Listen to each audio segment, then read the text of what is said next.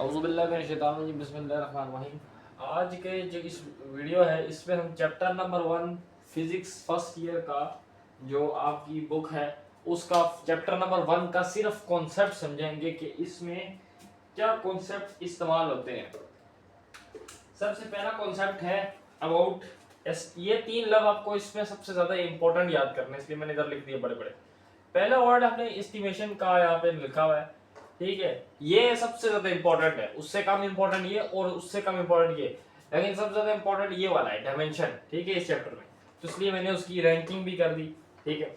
अच्छा, तो सबसे पहले एस्टिमेशन कहते हैं रफ गेस को, रफ गेस को, यानी उस तुक्के को जो हम मार सकते हैं, ठीक है। जैसे तुक्का मारते हैं ना, ये 10 फुट बड़ा जो है, ये 6 फुट का इंसान है, ये 5 फुट का इंसान है, ठीक है, ये 4 फुट की हाइट का होगा। हो सकता है कि इस घर, ये 2 बंदे हैं फॉर एग्जांपल, एक घर है इस तरह से, अगर एक बंदे की हाइट 6 फुट है, दूसरा बंदा भी 6 फुट का है, तो 6 फुट और 6 फुट प्लस कर रहे, आपस में एक दूसरे के ऊपर खड़े तो 12 फुट बन जाते हैं, तो 12 फुट का ये घर हो जाएगा। ऐसे फॉर एग्जांपल मैं एग्जांपल दे रहा हूँ, तो इस तरह से इसे कहते हैं एस्टिमेशन, ठीक है। अब एक एग्जांपल मैं इसकी देता हूँ कि एस्टिमेशन कैसे आप लगाते हैं। हार्ट बीट है, जैसे अब कोई मुझे बता सकता है कि एक पूरी जिंदगी में एक इंसान फॉर एग्जांपल उसकी एवरेज उम्र है 80 साल, 80 इयर्स का इंसान है, ठीक है, तो इसकी पूरी जिंदगी के अंदर कितनी दफा दिल धड़केगा।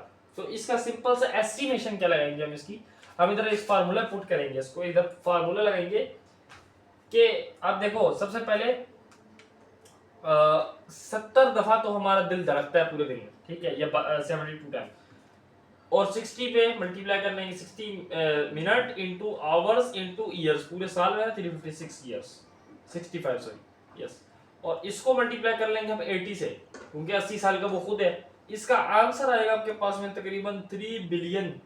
तो 3 बिलियन एक एवरेज इंसान की जिंदगी में उसकी हार्ट बीट करता है उसका दिल, ठीक है ना। तो ये एक एस्टिमेशन की एग्जांपल है। इस तरीके से काफी ज्यादा एस्टिमेशन की एग्जांपल आपको बुक में मिल जाएगी। अब मैं आपको बताता हूँ, फॉर एग्जांपल उसने एक एग्जांपल यहाँ पे और पूछी हुई है कि 1 ईयर में सेकंड कितने होते हैं, ठीक है। तो इसका जवाब सिंपल आप देंगे कि 365, तो उसका वो पूरे उसमें ईयर होते हैं, ठीक है। 24 multiply by 60 second minute multiply 60 second is equals to कितना आता है जी, ये आता है तकरीबन 315, 36,000 है ना, नहीं आता मेरे पास। और इसको अगर मैं पॉइंट में कन्वर्ट कर दूं तो 1 2 3 4 5 6 7, ठीक है, और इस पे कर दूं तो ये तकरीबन अगर 3.17 में होगा, ये आ रहा है एक सेकंड में इतने ईयर्स होते हैं, ठीक है ना, नजर आ रहा होगा आपको, अंडरस्टैंड। आगे मैं आपको ये थी आपकी एस्टिमेशन, तो ये आपको समझ आ गया, बहुत छोटा सा टॉपिक है, आसान का वेट करते हैं। अच्छा भाई, तो बिस्मिल्लाहिर्रहमानिर्रहीम। अब हम जो है एक छोटा सा टॉपिक आपकी बुक में आता है, डिराइव्ड यूनिट्स की यूनिट निकालने, बेस यूनिट से डिराइव्ड यूनिट की यूनिट निकालने। बहुत इजी कॉन्सेप्ट है, मैं आपको एक सेकंड में समझाता हूँ 2-3 एग्जांपल्स देके। मैं फॉर एग्जांपल आपको एग्जांपल देता हूँ वर्क की, फोर्स की। F is equal to M A आपने सुना होगा, ठीक है नहीं। फोर्स जो है ये सेकंड लॉ ऑफ न्यूटन है, यानी फोर्स जो है मास मल्टीप्लाई बाय एक्सेलरेशन होता है, ठीक है। इसका हमने एसआई यूनिट्स में अगर देखे, एसआई यूनिट्स जिसमें किलोग्राम मीटर वो वाले यूनिट्स जो है, उसमें हमने इसके यूनिट्स को कन्वर्ट करना है। तो हम एक बेस, अब मैं आपको बताता हूँ, ये पूरी फोर्स क्या है, एक वेक्टर क्वांटिटी है, वेक्टर है ना, इसकी डायरेक्शन है, फोर्स वहां पे मारी, फोर्स यहाँ पे मारी, फोर्स यहाँ पे मारी, डायरेक्शन है। मास की डायरेक्शन नहीं है, एक्सेलरेशन कहाँ पे हुई कोई पता नहीं, इसकी डायरेक्शन नहीं है, तो इसलिए ये दोनों कौन सी सॉरी ये दोनों कौन सी क्वांटिटीज हुई, ये दोनों हुई आपके पास में बेस क्वांटिटीज, ठीक है, या दूसरे लफ्जों में इसको हम कहेंगे स्केलर क्वांटिटीज, ठीक है ना। एक वेक्टर होती है और एक स्केलर क्वांटिटीज। ये वेक्टर स्केलर में अगले चैप्टर में आपको बहुत डिटेल से समझाऊंगा। तो इसका आप सिंपल यू कन्वर्जन करेंगे मास को into KG, acceleration into metre per second.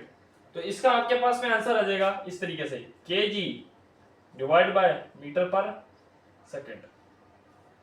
समझ गए हो? इस तरीके से आपने हर उसके लिए करते जाना है, ठीक है। ये मैंने आपको फोर्स के लिए बताया, एक छोटा सा और भी बता देता हूँ चले आपकी आसानी के लिए। वर्क का वो भी बहुत आसान है, work equals to F dot D, ठीक है। अब फोर्स किसके इक्वल थी बताया था, वो याद है आपको, के जी, सॉरी किसके इक्वल थी, एम ए के, किसके इक्वल थी, एम ए, एम किसके इक्वल था, के जी, ए किसके इक्वल था, मीटर पर सेकंड, ठीक है। डी क्या है, डी क्या होती है, डिस्प्लेसमेंट, ठीक है, डी इज डिस्प्लेसमेंट, फोर्स बड़ी हुआ है डिस्प्लेसमेंट।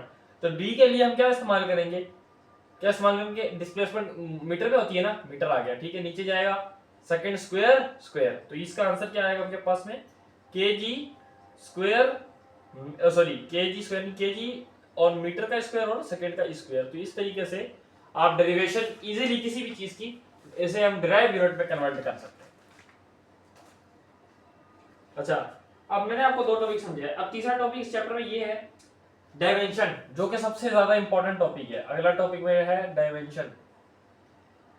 डायमेंशन क्या है, डायमेंशन आपको बहुत ही गौर से समझना है। ये एक ऐसी क्वांटिटी है, फिजिकल क्वांटिटी है, जिसके जरिए आप फंडामेंटल क्वांटिटीज को डिस्क्राइब करते हैं। डायमेंशन है एम, एल, टी, ये तीन जो है ना, ये बेसिक डायमेंशंस है। कौन सी डायमेंशन है, बेसिक डायमेंशन, और भी काफी सारी है आप, लेकिन ये ज्यादातर आप देखेंगे कि जगह जगह एम, एल, टी नाम की आपको चीजें नजर आएगी। इस तरह से वैसे आई भी है, ओ भी है, जे भी है, लेकिन उस पर आप पढ़ने की जरूरत नहीं है, ये आपकी बेसिक है, ठीक है। अब फॉर एग्जांपल मैं आपको कुछ बहुत ज्यादा इंपॉर्टेंट क्वांटिटीज की जो है ना बता देता हूं कि इसका आपको निकालना लाजमी है। फोर्स, इसका आपको डायमेंशन रट लेना है, इसका मतलब निकालना नहीं है आपको। डायमेंशन क्वेश्चन आते हैं किताब में कि डायमेंशन कैलकुलेट करें, लेकिन इन चीजों का जो मैं अभी इधर बता रहा हूं, इसको आपने वैसे जुबानी रट लेना है, क्योंकि अब बहुत सारे फार्मूले में फोर्स आ रही होती है, एक्सेलरेशन, उसके वैसे रट ले जुबानी। इसका फार्मूला होता है M L T minus two, बस ये फार्मूला फोर्स के लिए आपको याद हो जाना चाहिए, रट लें इसको। वर्क, उसके लिए ये फार्मूला याद कर ले, उसमें मैंने आपको बताया था ना, केजी का स्क्वायर था तो इसका भी स्क्वायर, टी का भी क्या आएगा, माइनस को, ये बिल्कुल सेम वही, लेकिन इधर ये, इससे आप उसके डिराइव यूनिट भी पता कर सकते हैं, जो मैंने पहले पता किए। इस मेथड से भी पता कर सकते हैं कि हाँ अलबत्ता सही है, या अगर वो याद है आपको तो उससे आप ये भी लिख सकते हैं बहुत इजीली, ठीक है। अच्छा, पावर, पावर का बहुत इजी है, पावर का यही होता है L2, लेकिन यहाँ पे क्या आ जाएगा -3, ठीक है, एक कदम ज्यादा। इसके अलावा बस अभी इतना ही आप याद कर लें। हाँ, बल्कि एक और भी आपको मैं बता दूं, प्रेशर, प्रेशर का आपको याद होना चाहिए, इसका होता है ML -1 और T -2, ठीक है, ये आपको याद होना चाहिए।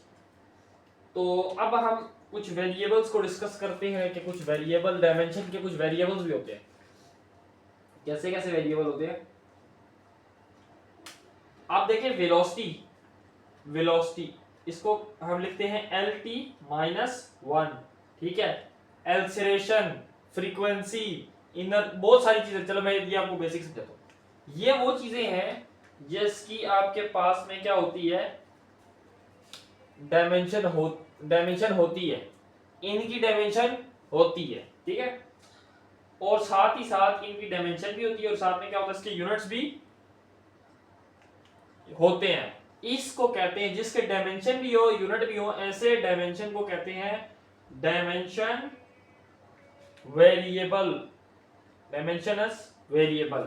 एक है डायमेंशन कांस्टेंट, ऐसे कांस्टेंट जिनकी वैल्यूज चेंज न होती हो मगर उसकी डायमेंशन होती हो, उसको कहते हैं डायमेंशन। तो इसका आंसर फॉर एग्जांपल जी, ये कैपिटल जी आपने सुना, ग्रेविटेशनल कांस्टेंट है ना, इस तरह वर्ड इस्तेमाल करते हैं कैपिटल जी, इस तरह से बहुत से कांस्टेंट है के ये वाला कांस्टेंट, ठीक है, बोल्ट्जमैन कांस्टेंट, ठीक है, ये सारे कांस्टेंट है। एक है डायमेंशन लेस वेरिएबल, ऐसे वेरिएबल जिनकी डायमेंशन नहीं हो, तो उसको क्या कहते हैं, डायमेंशन लेस वेरिएबल। अब इसकी डायमेंशन नहीं है, क्या क्या इसमें आ सकता है, इसमें ना आता है तो थीटा, ठीक है, थीटा देखा ना एंगल, इसकी कोई डायमेंशन नहीं है, आपको क्या पता इसकी क्या डायमेंशन है, कोई पता नहीं है। इसके अलावा लाइट की जो स्पीड है, ठीक है, उसकी भी डायमेंशन नहीं पता। रिफ्रैक्टिव इंडेक्स, ठीक है, क्रिटिक एंगल n, इसकी कोई भी आपको डायमेंशन नहीं पता। इसके अलावा अगला लास्ट आता है कि इसमें डायमेंशन लेस कांस्टेंट, ठीक है, उसमें हमें, उसमें दो ही याद रखने कि पाई और यूलर नंबर, ये दो चीजें ऐसी है जिनकी ना डायमेंशन होती है और ना कोई यूनिट होते हैं। अब नेक्स्ट मैं आपको बताऊंगा, ये था हमारा डायमेंशन का हल्का सा टॉपिक मैंने अब छेड़ा यहाँ पे। अब आपको बताऊंगा कि एडवांटेज क्या होते हैं डायमेंशंस के। दो इंपॉर्टेंट, एक है होमोजेनिटी, होमोजेनिटी विल अप्लाइड या होमोजेनिटी आपको मिल जाती है। दूसरा पॉसिबल फार्मूला डिराइव हो जाता है, पॉसिबल फार्मूला डिराइव्ड हो जाते हैं ना, ऐसे ही है, ठीक है। तो अब मैं आपको होमोजेनिटी बताता हूँ कि सबसे पहले होमोजेनिटी क्या है। ये जो लिखी है चीज, ये वाली, इसका मतलब क्या है। होमोजेनिटी का मतलब है कि अगर ए साइड पे कोई चीज मौजूद है वो बी साइड के इक्वल आनी चाहिए। यानी क्या मतलब, जो चीज मेरे, ये कौन सा हाथ है, राइट, जो मेरे चीज राइट हैंड में मौजूद है वो लेफ्ट साइड के इक्वल आनी चाहिए, ठीक है। कैसे, अब मैं बता के भी आपको दिखाऊंगा। एग्जांपल ले लेते हैं,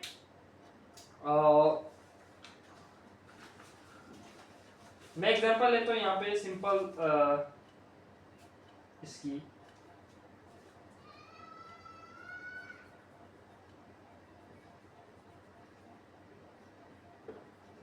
चलिए आपके लिए बहुत इंपॉर्टेंट वाला, E is equals to mc square. ये आइंस्टाइन की इक्वेशन है जिसे इक्वेशन ऑफ रिलेटिविटी भी कहते हैं, ठीक है। अब मैं इसे प्रूफ करके दिखाऊंगा कि जो इसकी ये वाली लेफ्ट साइड है वो राइट साइड के इक्वल आएगी। अब ये किस तरह पॉसिबल है, ऐसा हो भी सकता है कि ये भी सोचना है। कुछ इक्वेशन ऐसी होती है जो कि होमोजेनिटी प्रिंसिपल वो क्रॉस मारती है, कांटा मारती है, ऐसे भी इक्वेशन है काफी सारे, आपके बुक में कोई एग्जांपल मिल जाएंगे। लेकिन मैं आपके लिए ये भी सॉल्व कर रहा हूं क्योंकि बहुत इजी सा टाइम शॉर्ट है इसलिए। तो अब देखें, यहां से ना आपको एक चीज कंक्लूड करनी है कि E किसके इक्वल है। E यहां से आपने निकालना, E इज इक्वल्स टू, ठीक है, ma इंटू डी। मैं आपको बात बताऊंगा ये क्या लिखा है मैंने।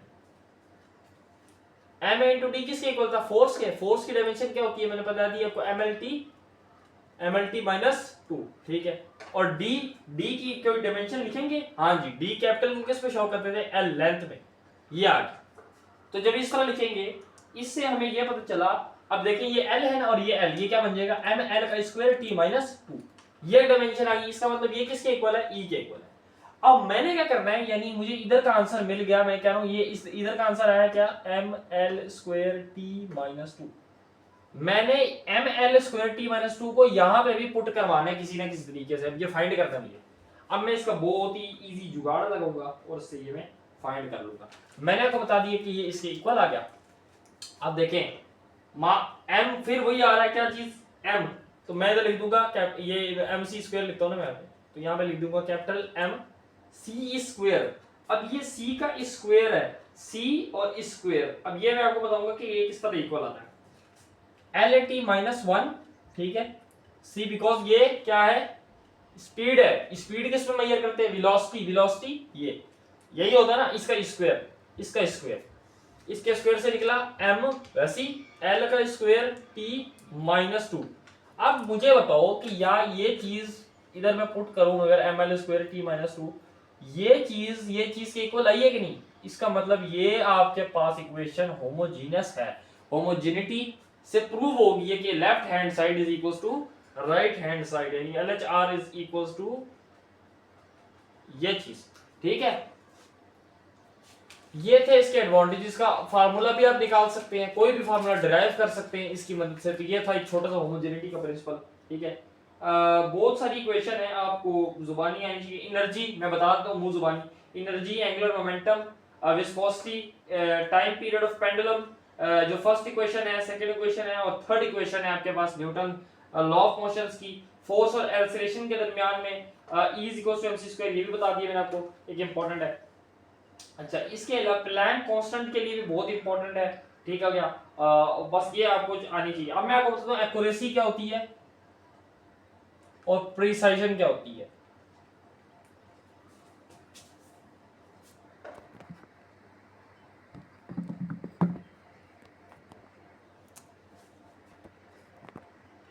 अच्छा, एक्यूरेसी कहते हैं किसी चीज की वैल्यूज के ऊपर जब हम क्लोजनेस हो जाए, closeness to the true values, true values को हम पाने के लिए उसके लिए बहुत क्लोज हो जाए, यानी एक्यूरेट भी कह सकते हैं इस वैल्यू को।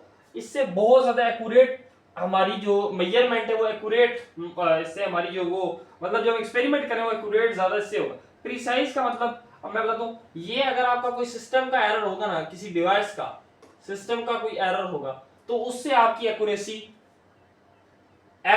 आएगी आपकी, ठीक है, और सॉरी एब्रप्ट हो जाएगी, एब्रप्ट।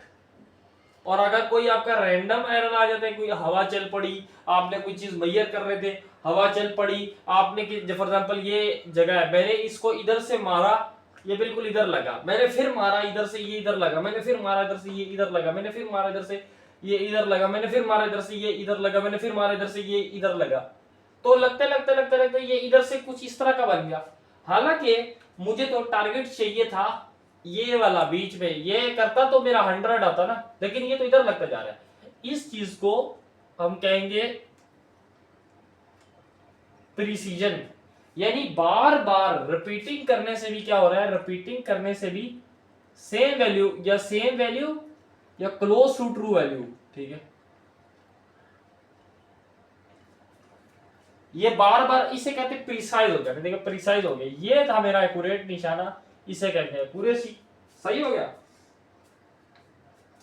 तो इस तरीके से ये एक्यूरेसी और प्रिसिशन का मैंने आपको समझा दिया। नेक्स्ट हम बात कर देंगे 20 मिनट या इससे कम ही हम वीडियो बनाएंगे, इससे ज्यादा बड़ी वीडियो नहीं बनेगी। इसके अलावा नेक्स्ट कॉन्सेप्ट है अनसर्टेनिटी, जो कि हमारा लास्ट कॉन्सेप्ट है। अनसर्टेनिटी के हवाले से इसे कहते हैं, एक ऐसी रेंज होती है हमारे पास, रेंज होती है जिसके अंदर कोई ना कोई एरर मौजूद होता है, उस एरर को हमने पकड़ना है, ठीक है, ठीक है। दो टाइप के एरर्स होते हैं, आपने सुना होगा, सिस्टमैटिक और दूसरा होता है रैंडम एरर। सिस्टमैटिक सिस्टम से ही नजर आ रहा है, कोई कैलकुलेटर की गलती, सिस्टम की गलती, या इंसान की गलती, ह्यूमन की गलती। रैंडम एरर ये आपके पास कोई इन्वायरमेंट की वजह से फ्लक्चुएशन कॉज हो जाती है, हवा चल पड़ी, मैंने पहले भी बताया, कोई गंद लगा रह गया आपके नजर से, आपको नजर नहीं आया, इस तरह से ये होता रहता है, ठीक है, ये एरर की टाइप थी, सही है। अब एक आपको चीज समझनी है, एब्सोल्यूट अनसर्टेनिटी, इसमें जो इंपॉर्टेंट है फ्रैक्शनल अनसर्टेनिटी और परसेंटेज अनसर्टेनिटी, इन तीनों के फार्मूले आने चाहिए आपको। तो मैं सबसे पहले एब्सोल्यूट का बताता हूं। ये जब भी आपको इधर इस तरह प्लस माइनस 0.1 इस तरह का कुछ भी नजर आए तो आपको ये दम से समझ जाना चाहिए कौन सी अनसर्टेनिटी है, ये एब्सोल्यूट अनसर्टेनिटी है। जब प्लस माइनस आएगा तो ये एब्सोल्यूट अनसर्टेनिटी है। इसका फार्मूला क्या है, इसका फार्मूला होता है delta is equals to, measure value को आपने माइनस कर देना है ट्रू वैल्यू से, m माइनस टी, ठीक है, और इधर x लिख दो बेशक आप उसके लिए, और इसका फार्मूला हो जाएगा एब्सोल्यूट ओवर मेजर। इस तरह आपने डिवाइड करना है, ये आपका पूरा था एब्सोल्यूट, इसे फॉर एग्जांपल मैं कहता हूं एब्सोल्यूट, इसी पूरे को उठा के अगर आप मेजर वैल्यू पे डिवाइड कर देते हो तो वहां से फ्रैक्शनल अनसर्टेनिटी। और अगर इसकी बात की जाए, ये आखिरी वाला ये क्या है, इस पे आपको यही करना है काम, एब्सोल्यूट डिवाइडेड बाय मेजर, लेकिन 100 के साथ मल्टीप्लाई कर देना है, तो इससे आपका आंसर आएगा परसेंटेज अनसर्टेनिटी का। सही हो गया। ये छोटे छोटे कॉन्सेप्ट आपको सीख लेने हैं।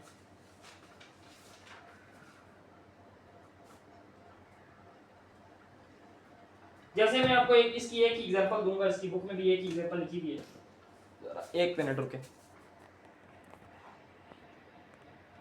अच्छा भाई, तो ये यहाँ पे आपके सामने ना मैंने जो और मजीद सिंपलीफाई कर दिया इसको, कि एक एक्सपेरिमेंट है टाइम पेंडुलम का। मैंने इधर से एक चीज बांधी है, उसको मैंने छोड़ा, ये इधर करके ना 20 वाइब्रेशंस के ऊपर जाके रुक जाता है, ऐसे इस तरह करके ये इधर आ गया वापस 20 वाइब्रेशन। तो नंबर वाइब्रेशन होगी 20, v इक्वल्स टू 20 हो गया ना, वाइब्रेशन 20 होगी।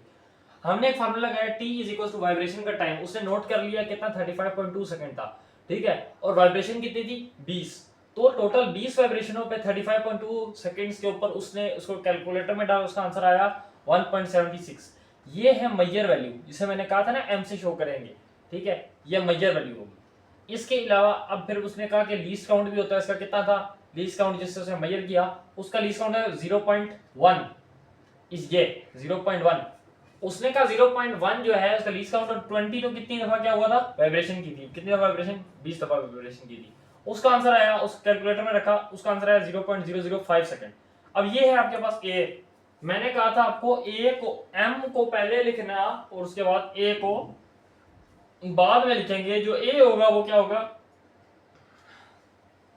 Absolute uncertainty. तो इसका आंसर है 1.76 प्लस माइनस, मैंने कहा क्या बोला आपको कि जहां पे प्लस माइनस आ जाए वो क्या है, एब्सोल्यूट अनसर्टेनिटी। तो इसमें कितनी एब्सोल्यूट अनसर्टेनिटी निकली, 0.005 सेकंड की एब्सोल्यूट अनसर्टेनिटी निकली। अब शायद मेरी बात की आपको गौर से समझ आ गई होगी। तो यही था आपका लेक्चर। मैं मिलता हूँ उसके नेक्स्ट वीडियो में, तब तक के लिए अल्लाह हाफिज़।